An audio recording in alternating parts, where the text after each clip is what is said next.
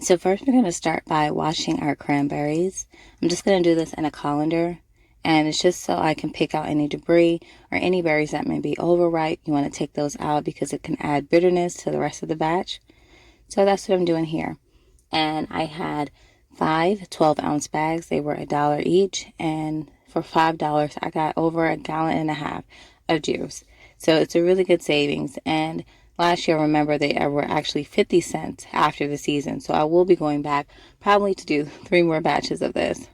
So next, what you want to do is just cover it with water to about equal parts. And so that's what I did here. You'll see that the berries will float to the top, and that's normal. So I put them on the stove, and I just got it in the biggest pot that I could, and I began to heat it up. So what you're going to look for is for the berries to burst. So here you can see a little bit of them have burst, and it's starting to heat up, and you can see the water color change. What we're going to look for is really shriveled or actually mushy berries and really dark pigmented liquid. So this is how we started out, and I'm showing you what the berries look like here. And then as we go along, I'll show you as they cook a little bit longer, how they darken a little bit. And then you'll see also, if you look closely at some of the berries that I'm spooning, you'll see that they kind of popped open. In the end, you will actually have them pop all the way open, get mushy, and you will actually be able to see seeds. Now, I don't know if any of the seeds were viable after being boiled, but that may be a way to save seeds if that's what you're interested in. So this is what we're actually going for. Now you can do it a little bit longer, but I just wanted to take it out here because I didn't want the liquid to burn if I cook it too long. So next I'm going to be taking this off, and we're going to strain the liquid.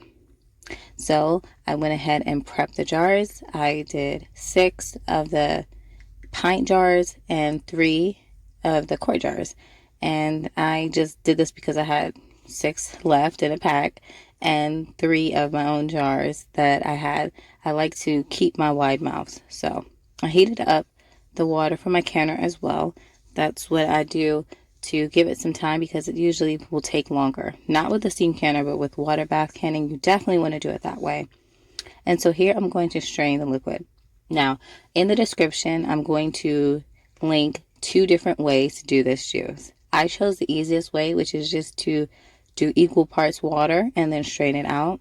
But the other method, you actually use less water and then you strain the pulp multiple times and put it back in and add more water. Now, I don't know if that's going to give you more juice, but they also wanted you to add sugar, which I usually don't do for my recipes. So this is a way that you can do it without adding any extra sugar unless you desire. And this method calls for you to let the juice drain for several hours. I didn't do that. I'm always at a press for time. So I just squeezed the excess liquid out. Now, when you do this, you will get some sediment that forms.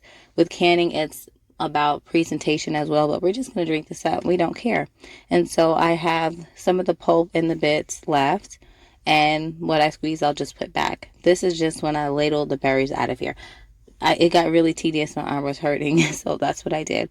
But if you care about those things, you make sure that you take the extra time and strain all of the liquid before putting it back in.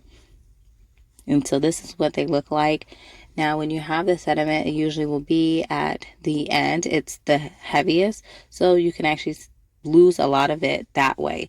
So as you can see, most of my jars are pretty okay. One of them I had 1 lone cranberry, but that's perfectly fine. We're going to have 1/4 inch headspace, and I'm going to show again how the halfway point is 1/2 inch, and so you just want to do less than that. So you don't actually have to use a canning funnel, but I choose to do so just when I'm showing you guys how to do it, but you can always do it the more proper way. So you want to make sure you get all the air bubbles out and check the headspace. Very important before you wipe off along the rim of the jar and the base as well, especially when you're dealing with a liquid or a juice, something. When you have the sugar in there, it can get sticky. Then you put the lid on, you center it, and then you put the band. And I always say it wrong, so let me make sure I say it right. You do it to regular arm tightness. No, hand tightness. That's what it is, before wiping out the jars and putting them in. And so here is the halfway point again. So I'm just making sure that I have it 1/4 of an inch, so that's a little bit less than half. And I'm showing again the process of me wiping off around the lid, then applying the lids and bands. And I like to do it a little bit of jars at a time instead of doing all of them, and I may forget if I did one. So I just do it this way, and you can do it however way you like. Then you use your jar lifter to put them into the canner. And we're going to process this for 5 minutes only for pints and then 10 for quarts. And the second recipe actually was for half gallons, and that's for 15 minutes. So it's not much time at all, and you can still keep a lot of the nutrients this way. This is how you can the cranberry juice without having a juicer, which I hate bringing out my equipment if I don't have to. So here are the jars that I finished, and you always want to wait 12 to 18 hours until they seal. Now, if you're going to be in the kitchen and you hear that all of them sealed and you count the pings, then you can certainly do it earlier, or you can look and see if the lid is concave. But if you're a beginner, that's what you need to do. Wait 12. They actually say 18 to 24 hours, but I find 12 to 18 hours is perfectly doable. So I hope that this was helpful to you. Maybe you'll try it. This is definitely, look at all that juice that I got for $5. So definitely try this. I hope you enjoyed today's video. I upload every Tuesday, Thursday, Saturday, and Sunday. So like, subscribe, and I look forward to seeing you. Bye.